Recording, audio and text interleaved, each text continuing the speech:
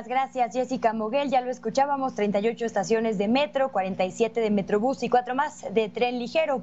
Para ampliarnos esta información, le agradecemos muchísimo al titular de movilidad aquí en la capital, Andrés Layú, que nos tome la comunicación.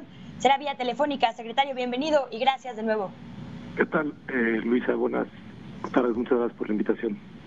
Al contrario, muchísimas gracias. Ya veíamos el detalle sobre qué estaciones se cerrarán y la lógica. ¿Nos puede hablar sobre algunos otros medios de transporte público? ¿Qué va a pasar con las ecobicis? ¿Se esperan nuevas restricciones y las excepciones a la restricción por el hoy no circula? ¿Los taxis de apps, toda esta gente sí sigue circulando el día de hoy, secretario? Creo que lo más importante es, y un poco respondiendo a algunas de las dudas del público que salieron en el reportaje, es por qué estamos cerrando estaciones del metro y Metrobús y por qué está estableciendo el hoy no circula en el contexto de la emergencia sanitaria. Como ustedes saben, en la Ciudad de México hemos estado dando seguimiento diario a los flujos en transporte público y en transporte privado dentro de la ciudad. A partir de los anuncios que se hicieron de la emergencia sanitaria, empezó a descender de forma muy importante la movilidad en la ciudad. En el caso del transporte público tenemos reducciones de hasta 70% en casi todos los servicios. En el caso de los autos particulares, la reducción es de poco más de 60%. Sobre todo la Semana Santa, los días santos fue cuando vimos la mayor reducción, y en estos últimos días ha habido otra vez un leve incremento. Cuando vemos los datos, lo que podemos ver es que en el caso del transporte público no es que la reducción, digamos, el 70% es el promedio. Eso quiere decir que hay algunas estaciones que tienen más pasajeros que el 70%, como alrededor del 50% de su reducción, y en cambio hay otras donde tienen más del 90% en la reducción. Eso lo que quiere decir es que hay estaciones donde realmente muy poca gente las está usando. Y te voy a dar un ejemplo. En el Metrobús hay 2 estaciones que están en CU. CU lleva cerrado más de 3 semanas. Por lo tanto, realmente son muy pocos los pasajeros que se suben o bajan ahí. Al cerrar esas estaciones, lo que podemos hacer es mover más rápido los trenes y autobuses para que en aquellas estaciones donde todavía tenemos cierto nivel de aglomeración, tengamos más trenes y autobuses disponibles más rápido y se desahoguen más rápido los andenes y también vayan los trenes y los autobuses con menos gente, ¿no? Tenemos aglomeraciones todavía y están detectadas y documentadas en lugares como Pantitlán, Indios Verdes, El Caminero, Tasqueña. Y entonces lo que estamos haciendo es poner más trenes a disposición y más autobuses a disposición para que no haya esas aglomeraciones.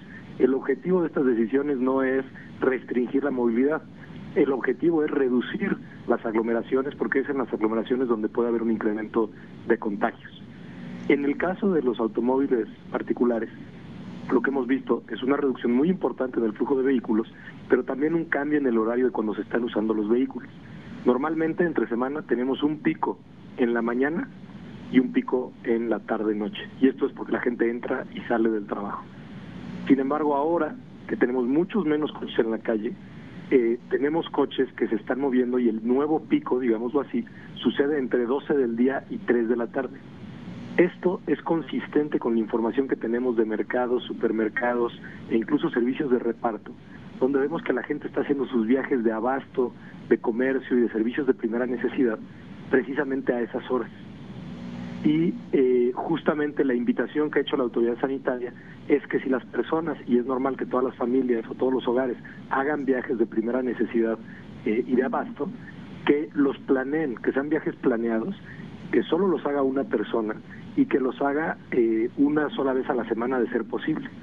Lo que hace el Hoy No Circula es que distribuye los viajes a lo largo de la semana, de tal manera que 20% de los vehículos salen de circulación cada día y se reacomoda, digamos, los viajes para que pues, las personas están planeando qué día hacer su abasto, pues no lo hagan evidentemente el día que no circulan, pero lo ideal es que no lo hagan ningún otro día excepto un día a la semana. Entonces, ahora, secretario, se decía, y lo tengo ahí un segundito, que personal médico, personal esencial, como quienes atienden restaurantes, mercados, no tendrían que acatar esta restricción. ¿Es correcto esto? Las personas, por ejemplo, que trabajen en hospitales o que sirvan algún servicio de salud, de alimentos, ¿podrán continuar normal? Entonces tenemos 4 tipos de excepciones. La primera es todo el transporte de carga. Hay excepción porque es el que está encargado del abasto de la ciudad. Los taxis también tienen excepción, justamente porque en caso de que alguien se necesite mover y no tenga vehículo privado y no use transporte público, puede hacerlo. La tercera tiene que ver con los médicos, con todos los servicios vinculados al sector médico, donde no solo podrán circular, sino, si así lo consideran, podrán traer un distintivo en el vehículo firmado por su centro de trabajo, por su hospital donde trabajan, mostrando que es personal médico, de tal manera que no sean detenidos por la policía, y también quedan dentro de la excepción todos los trabajadores esenciales que ya habían sido definidos como tales, que sobre todo tienen que ver con los que hacen labores operativas.